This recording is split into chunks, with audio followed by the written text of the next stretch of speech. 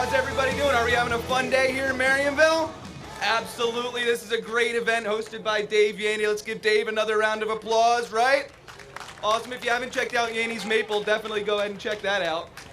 Guys, so if you guys didn't know a little bit about me, so I'm a full-time Bigfoot researcher. I do this full-time. Last year, I tent camped 129 nights. This year, I'm on track to do 139 nights. So it's really cool. I go around, I speak during the day about libraries, allows me to film my show in the shadow of Big Red Eye at night.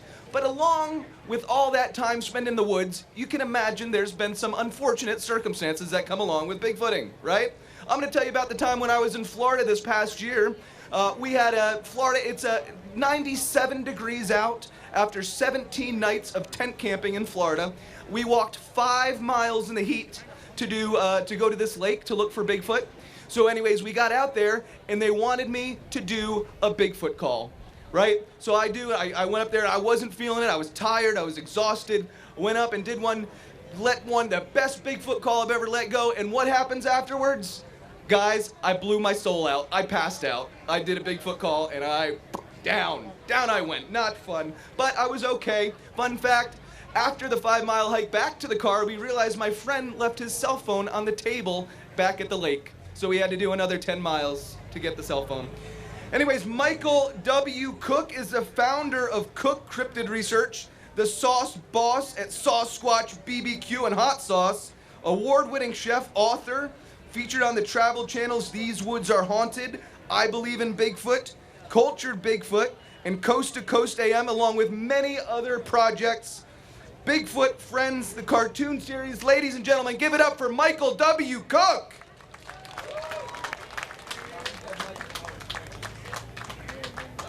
Wait just a second. Hold up. Oh, Mike Famlin, everyone. Mike Famlin's biggest fan right here. Mike Famlin. Give him a hand. Alrighty, folks. So you all know me, and I don't know any of you all except Tony here. I think Tony is probably my biggest fan. You have seen this presentation probably 100 times by now. You want to get up here and do it? Because I'm tired, man. I drove all the way from Kentucky yesterday. And people's been asking me all day, why would you come to Pennsylvania from Kentucky to do this? And truth is, I've researched here before.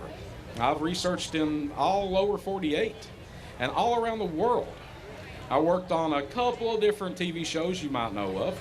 And right now, like Mike said, we're filming, I'm not filming, I'm doing voiceover work for a new cartoon that's going to be premiering on Discovery Kids, and that's on Discovery Plus streaming. It's called Bigfoot and Friends, and we'll get into that in a little bit. So, how many people out here have seen These Woods Are Haunted? Raise your hands. Okay, there's more than most people have seen. So, These Woods Are Haunted found me and asked me if I would do an episode for them. And I said, absolutely. You know, we had a crazy experience happen in the pinnacles of central Kentucky, of Berea, Kentucky, in 2018. October the 6th, 2018 is when it happened, when we got surrounded by 6 Bigfoot. Now, this year, this October makes 22 years since I've been doing this. That's the first time in 22 years that anything like that has happened enough to terrify me. Mainly because we got surrounded by 6 different Bigfoot. There were 3 of us when this happened. It's a terrifying experience. I had my girlfriend at the time with me and our friend Kenny. The worst thing about the whole ordeal was something could have happened to either one of those people, and I would have never been able to live with myself. Now, the TV show, Tony knows this, but the TV show kind of amped everything up a little bit. So the ones that have watched that show, we never ran. We never ran. And the reason why is because we theorized that these creatures are predators, and running puts them in predation mode. So we would have just been shooting ourselves in the foot if we'd have done something like that. So 22 years. That was just one experience. I've had 4 visual encounters of these creatures. Now, the first and second visual encounters took 16 years to happen. The first one in 2002, and the next one happened around 2016. right there at 15 to 16 years. So what happened in 2002? I skipped school one day, went fishing, and one rode off the hill in front of me into the river, 50 feet from me, from here to the wacky inflatable flailing arm guy that's on the top of the trailer there. I know what it was. It wasn't a bear. It was not a man in a monkey suit or anything like that. But I want to say something very clearly. 22 years ago, Bigfoot didn't exist. Not to me, he didn't. I thought that people that had seen Bigfoot or believed in Bigfoot were crazy or liars. But 22 years ago, that fell out of myth and into reality on me, and made me a true believer. Now, it took a year for me to figure out what I'd saw. My dad and I were watching Unsolved Mysteries, and while we were watching, I was reading a book or something, and I look up about the time Patty walks across the riverbank, because they were talking about the Patterson-Gimlin film. And my dad said, I turned 15 different shades of white, and I started sweating, and he said, "What's wrong?" And I said, "I saw one of those." And he said, "When?" And I told him the whole story. And after that, my dad said the words that propelled me into the next 22 years. When I asked him, "Why aren't you calling me a liar? And why don't you think I'm crazy?"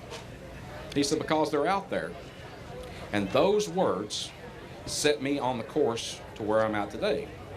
Currently writing 3 books: The Bigfoot Out of the Woods, UFOs Out of the Sky, and Lake Monsters Out of the Water. This the Out of collection is what my publishers have named it. So I joined the BFRO in 2003, went with them until 2012, and then I formed the Kentucky Sasquatch team. Done that for a few years, and then Cryptid Research came about. I'm more of a solo researcher now. I do go out with groups of people and take them out. But at this point in my life,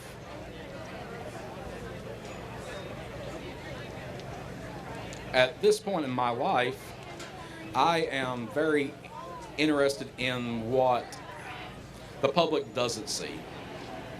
So what do I mean by that? I mean, what do we do in the woods that you all don't know we do? Because if we can do that, then what's the Bigfoot doing that we don't know they're doing? And a lot of my research is very private now. Somebody asked me just earlier, "Mike, I haven't seen any of your research online lately." And I'm like, well, I've got stuff going on. Truth is, I work mostly 12-hour days at a day job. I don't do this full time. Weekend warrior stuff. And that's an unfortunate fact. That's how it's been 22 years. You got it. And Dave Rupert knows all about it. I mean, you know that we cannot, when people say, "Oh, you do this for a living." No, we don't. We do something else for a living.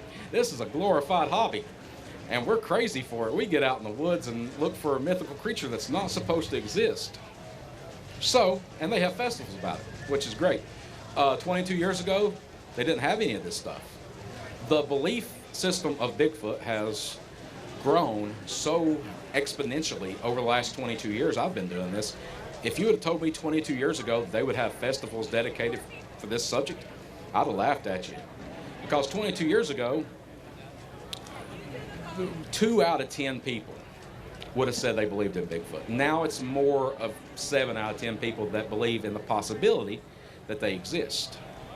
And as a researcher, that's what we have to... It's not my job to convince you that this creature exists. I don't need proof. I got my proof 22 years ago when it rolled off the hill in front of me. I don't have to prove it to nobody. I don't have to prove none of this to nobody. And I get called a liar. I get called a hoaxer. I get called all kinds of names. The thing about Bigfooting is you learn to grow thick skin with this stuff. But the truth is, the worst words come from the Bigfoot community and not skeptics, A true skeptic will look at you and say, so you believe in Bigfoot? Yeah. That's cool. See you, man. And they'll walk off. But a Bigfooter, a fellow Bigfooter, that's skeptical of you will stand and argue with you the whole time and try to belittle you the whole time. And the little movement that we're trying to start now is love everybody within the community. Never discount anything that somebody says. If this guy in the straw hat comes up to me later and says, man, I saw a purple people eater land in the front yard of my neighbor's house, I can't tell him he's a liar because I wasn't there. Simple.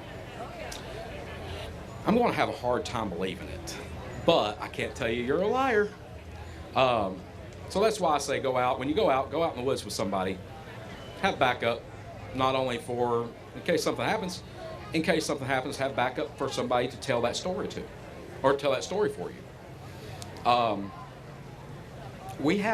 have something that's actually going to come up here in just a little bit. The guy after me, and we'll talk about that toward the end of this. Yeah, Terry Wendell back there and I have researched together in the woods several times. We've had numerous encounters with these creatures, but these creatures. So when I say these creatures, we're talking about Bigfoot, right? So just why not? I normally do a big presentation. Tony's seen the big presentation that's got the video playing behind me and everything, but I like to do this. Random person out of the crowd.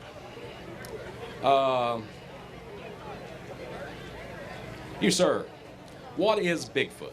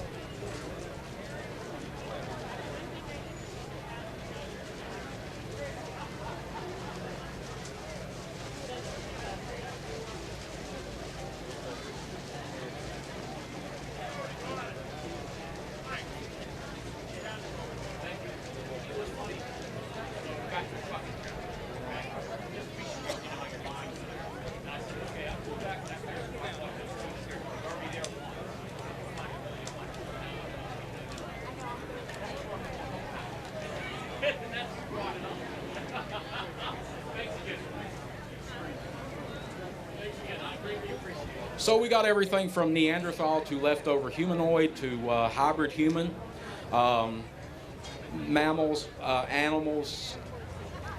I get aliens. I get Neanderthals. I get relic humans, first Nations kind of stuff. I get ghosts, spirits. In fact, the Native Americans, some of them thought that these were spirits of the woods. They protected the woods. So the truth is, we don't know what they are. We have no idea. We have theories. Every time that I have a theory about what these creatures are, something happens and throws that theory completely out the window. So if we're talking about Neanderthals, people say, okay, that happened 100,000 years ago. Okay, that's cool. But Bigfoot's only been around since 1967, right? I mean, that's the first video. I mean, it's not. It didn't just show up in 1967. I can't believe that. The Native Americans and also early explorers like Leif Erikson, Christopher Columbus. They had stories of these large creatures, 10 foot tall, covered in reddish brown hair, throw rocks and stones off the cliffs onto their boats, terrorize them. So we're talking a long time ago. these creatures could predate humans, modern humans. If that's the case, then yes, it could be a missing link between us and Gigantopithecus. That's another one that we have a lot. People surmise that these creatures are leftover Gigantopitheci. So, personally, in my opinion, and I have to state that a lot, I've gotten in trouble whenever I say stuff, and I say, well, personally, you know, in my opinion. Does anybody know, if you answer this correctly, does anybody know what we have to go on with Gigantopithecines? What is the, oh, David, tell me. One whole tooth is what we have based the Gigantopithecus on. So David is right. In China, they had these shops and they had Gigantopithecus teeth. They would grind them up. Where's the kids at? We don't have many kids here. I'm going to do this. Most of the adults are going to know what I'm talking about. They would grind the Gigantopithecus teeth up and make medicine to help things out, if you get what I'm saying. Know what I mean? All right, yeah, modern day, or primitive Viagra is what it was. So, I'm sorry, it's never going to get that bad. I'm not taking that. So, but we're going to go farther back than that. The Hoopa tribe had cave drawings of something that looked kind of like a Bigfoot. Fast forward around the mid to late 1800s, or 1700s, I'm sorry, I misspoke. Daniel Boone came into Kentucky to map the Wilderness Trail and hunt what they called a Yahoo, which was their Bigfoot name. And the reason why they called them a Yahoo is because of the sound they made. They would scream and they would sound like a Yahoo. So, Daniel Boone claimed to have shot and killed one of these creatures, but it looked too much like a man, so they didn't want to eat it. And he felt bad, so he buried it somewhere in Kentucky. Now there's a place called Yahoo Falls. Is it where Daniel Boone killed the Yahoo? You don't know. I don't know. I wasn't there. But there's a large field close to this where there's an outcropping of dirt on a hillside with a stone laying on it. And roughly etched in it, it says, "He lies here." I know this because one of my best friends has seen it and took pictures of it. At the bottom of the stone, it says DB.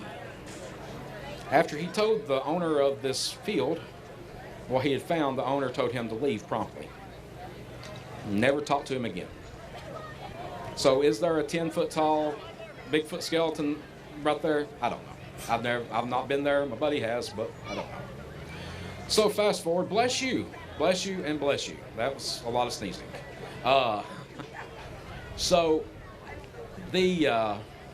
So let's fast forward from Daniel Boone. Let's go to President Teddy Roosevelt.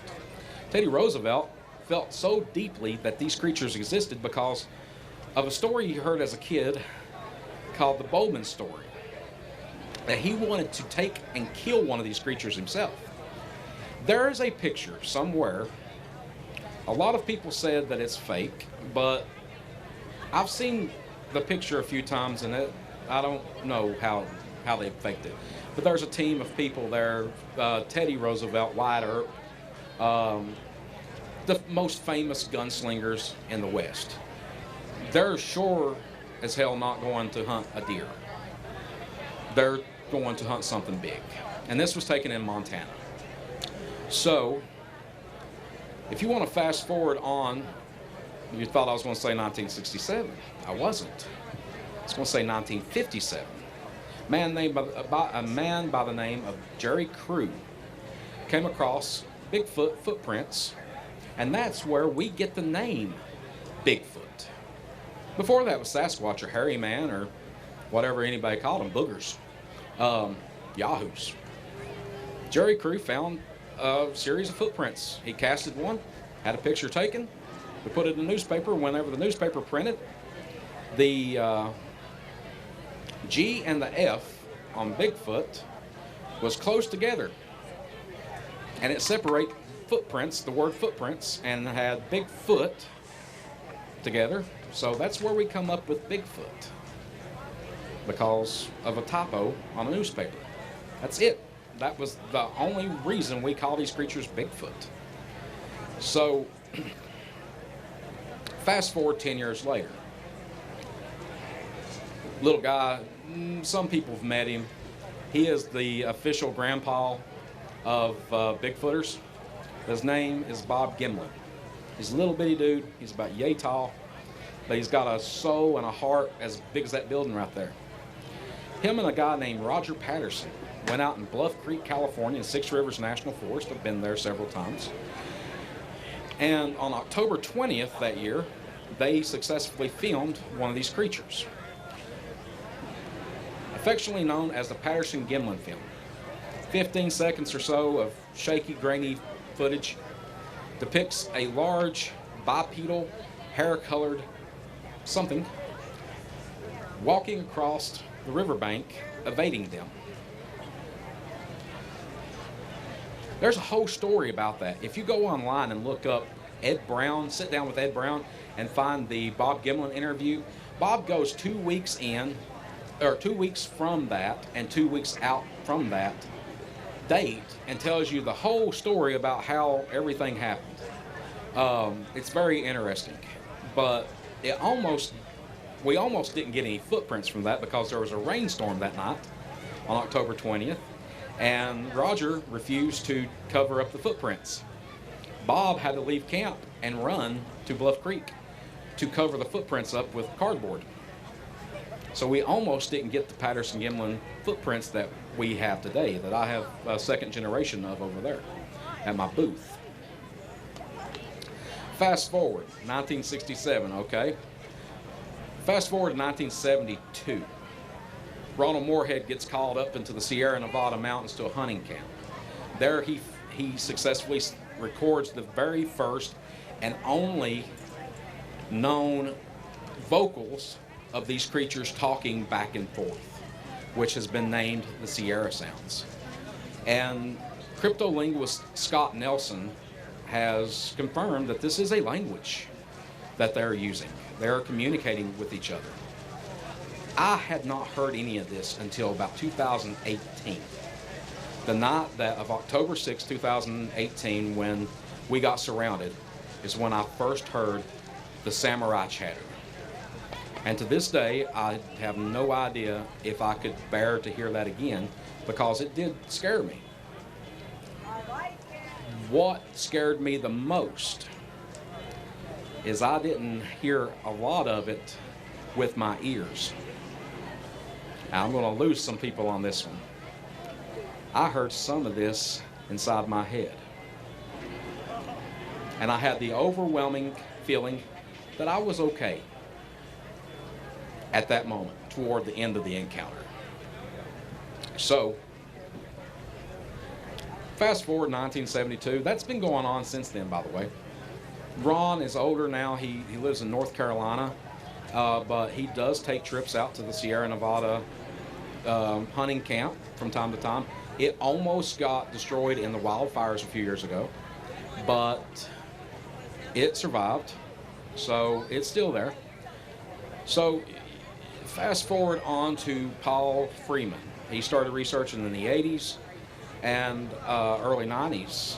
He filmed a Bigfoot in the Blue Mountains of Washington State. Normally I have the visuals back here, so you all true blue Bigfoot fans know the Paul Freeman video. Oh, there he goes, and you see him walking out through there. So this has been around a lot longer than people think. We as researchers, our jobs today is to research and educate. We don't have people like me. I don't have fancy thermals. I don't have these drones. I don't have any of that. I have me and my buddy, whoever goes with me. We go out, have something happen to us. We write it down, talk about it. I'm putting them all in books right now, but it's fun. It gets us out of the house. Anybody know the byproduct of Bigfooting? If you don't see a Bigfoot, what you get out of it? Everything. You just go hiking. That's it. You're out exercising. I've lost 180 pounds since I've been doing all this. So, yeah. I got an outline. This is outlined on my presentation, by the way. The sun's reflecting off my my head, and I can't see my phone.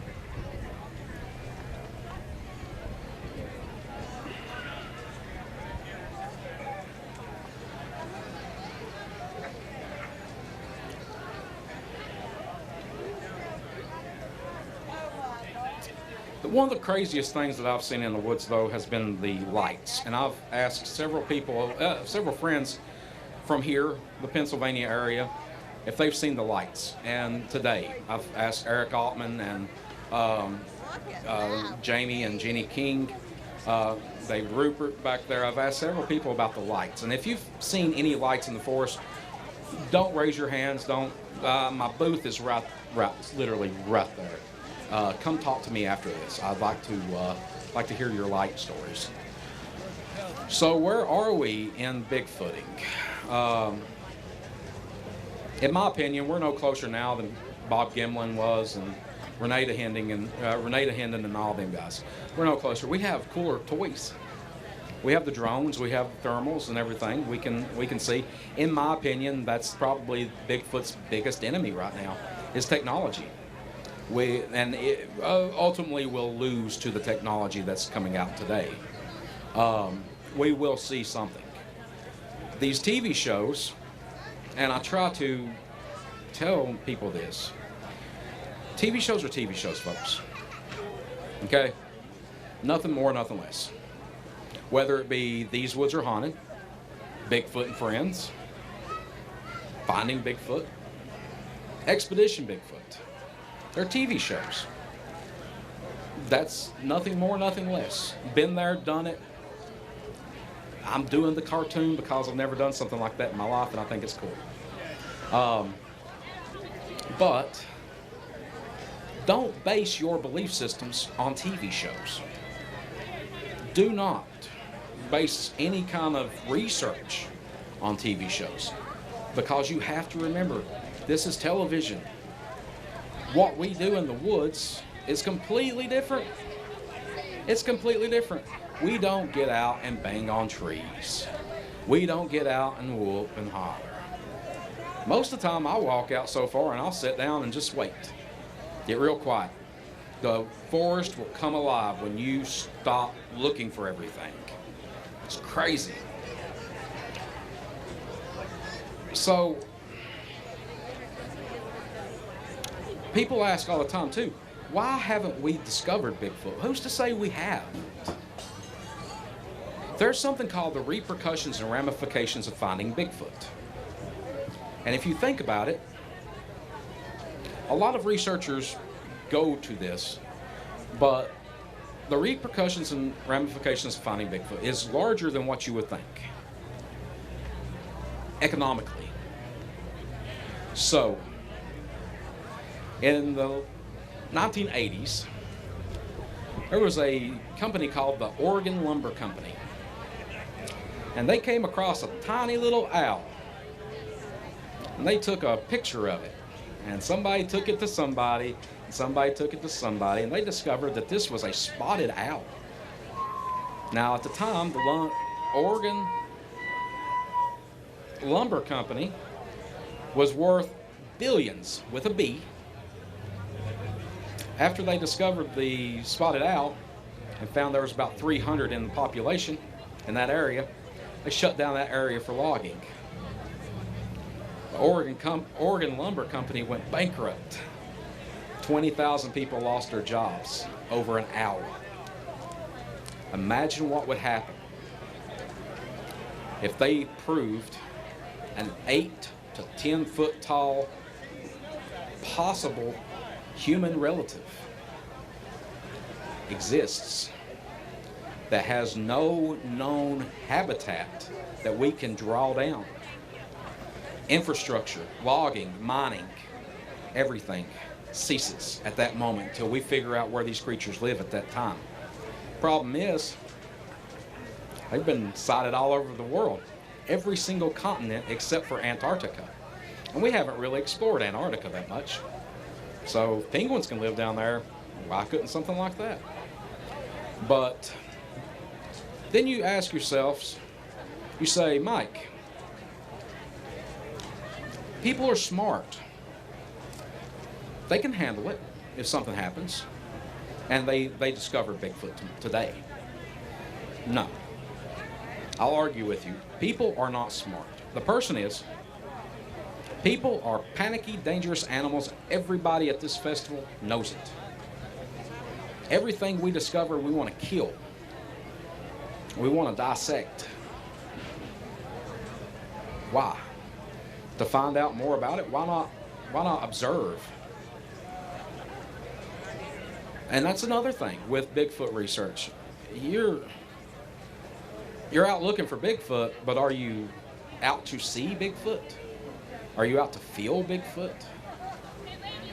Are you out to become that person that says, okay, I believe in Bigfoot because I've seen that. I've seen them. How many people here have seen a Bigfoot? Raise your hands. Terry Wendell. Man, I like those sunglasses. Those are awesome. Are those the ones that go over your glasses? Oh, okay. Terry Wendell and I, we've talked about this in depth, a lot, about what would happen. The world would shut down for a moment. It wouldn't be a surprise to most. I mean, a few months ago, the government says, "Alrighty, folks, we have video footage, and we have 3 military personnel coming in to Congress to testify about UFOs." They expected something major to happen, and people would just lose their minds, and everybody was like, "Yeah, we know UFOs exist. We know, you know." I tell you what, how about give us the Epstein list? I mean, I'm not getting political or anything. I don't care about UFOs. Show me who's on that list. I got some stuff I need to take care of. But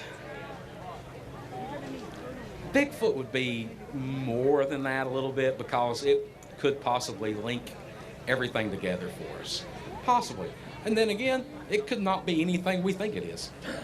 And that's where I'm at with it. I'm like, what y'all gonna do when it's not a primate, when it's not a hybrid, or anything like that? Well, if it's a species of its own, and every bit of the theories we've ever had goes out the window, and we're just sitting there like, huh, man, I was wrong. That's the problem, though. A lot of Bigfoot researchers never going to say I'm wrong, ever. I'm right no matter what. Even if I'm wrong, I'm right. I mean, I'm joking, by the way. I'm the first one to tell you I'm wrong about something. Terry knows that. I'll tell you in a heartbeat. You know why? I was almost a doctor, but we'll get to that one day. So legally, I have to disclose that I am doing this new cartoon show. It's called Bigfoot and Friends. It follows a group of Bigfoot out visiting their friends, who happen to be the Mothman and Loch Ness Monster and all your favorite little cryptids. I do not have the drawing yet with me, but my Bigfoot is just like me. He's short, he's fat, he's got a beard. I think they're putting glasses on him. I wear glasses most of the time. Tony and Terry, I'm wearing contacts today. I think he wears glasses that's made out of twigs. And when I done the audition, I had to do like 10 different styles. And my first 2 or 3 were how I'm talking right now. I have a pretty good slang with my voice. I have a twang, I have a drawl. I'm one of the most articulate people to come out of Eastern Kentucky. I think everybody here can understand me. Most of the time I have to have a translator when I'm up north, but it is what it is. But the first few voices that I had to do was this. I mean, and then they said, well, have fun with it. And I said, okay, what would a Bigfoot sound like if he was a short, fat Bigfoot from Eastern Kentucky? So I went outside and I walked around for a minute and I started thinking to myself, boy, I tell you what, it's going to be something right here. If I ever get the chance to go do this cartoon, it's going to make my life a whole lot easier. And that's where that came from. We've also got one guy that's done 1,000 different voices doing the Mothman, Alan Tudyk, who is currently doing Resident Alien. He was a voice on several Pixar films. Wreck-It Ralph, he was King Candy on it.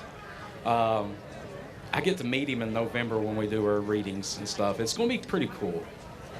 But my time, normally these presentations go a little longer. I have visuals and I dance and I sing, and you know, I'm not doing that for you all. Unless you want to throw some money in a hat, I'll borrow your hat and I'll get up here and start tap dancing. I mean, my wife and I were trying to go on vacation, so come over and buy some barbecue sauce in a little bit.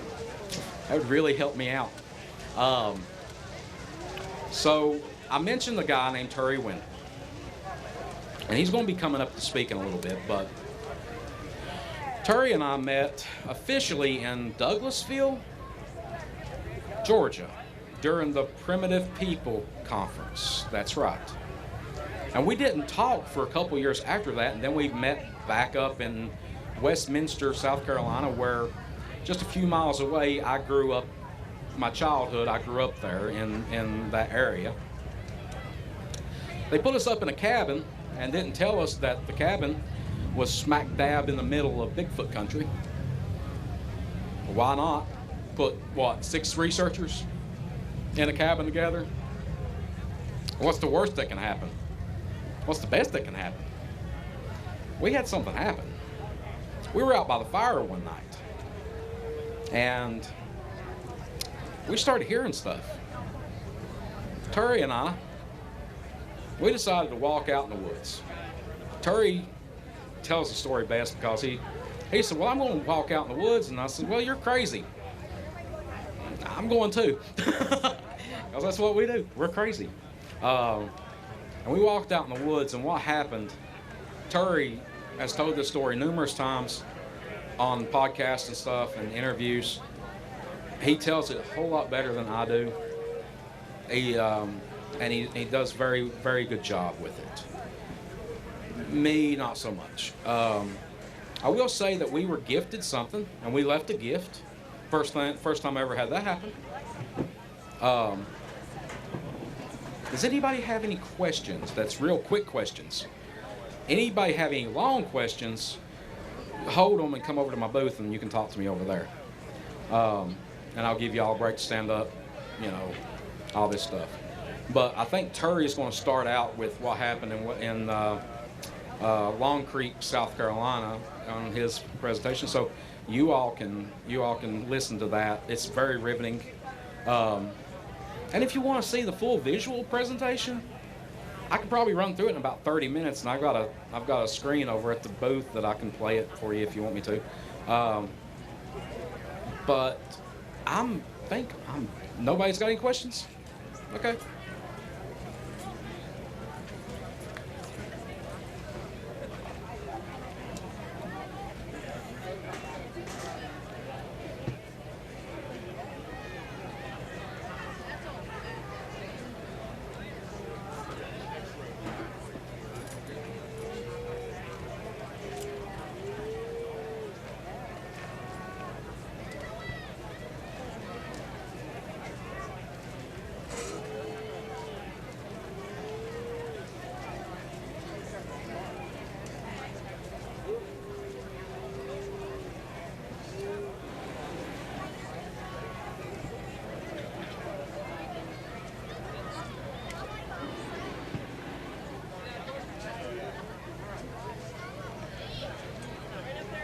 Well, folks, listen, if you want to come see me, I'm over here at the booth. We're right beside Mike Famlant, Big Red Eye.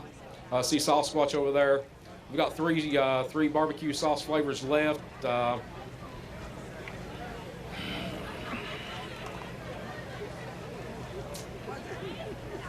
got something in my pocket here. This is how I'm going to have to do this because nobody's gotten up. First one, raise their hand, gets this.